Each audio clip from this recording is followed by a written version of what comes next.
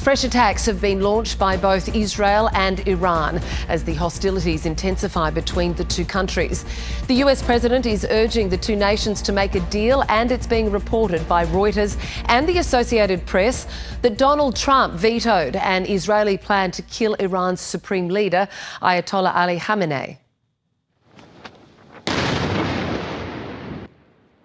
A barrage of projectiles were launched towards the northern Israeli city of Haifa overnight.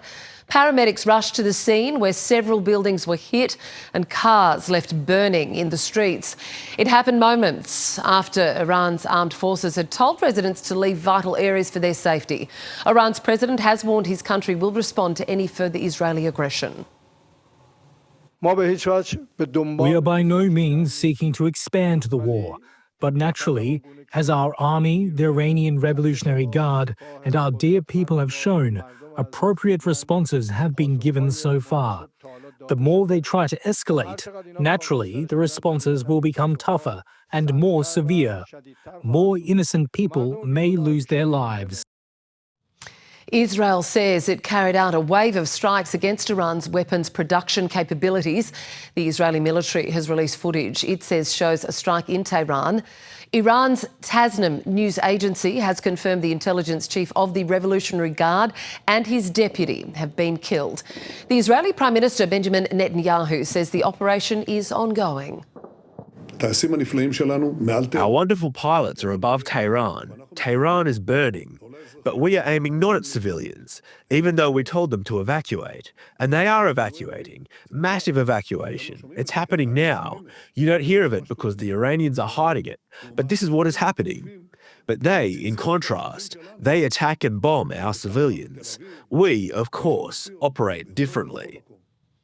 Israel began its surprise military campaign against Iran on Friday, targeting Iranian nuclear sites.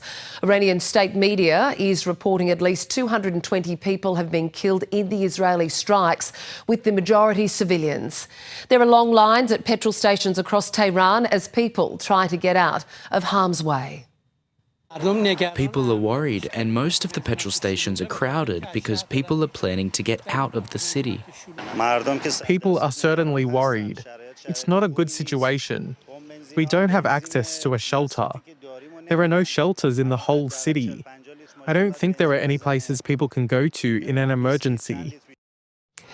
The crisis is expected to dominate a meeting of the Group of 7 leaders in Canada this week. The talks are being attended by the Prime Minister Anthony Albanese, who is expected to meet face-to-face with the US President Donald Trump on the sidelines.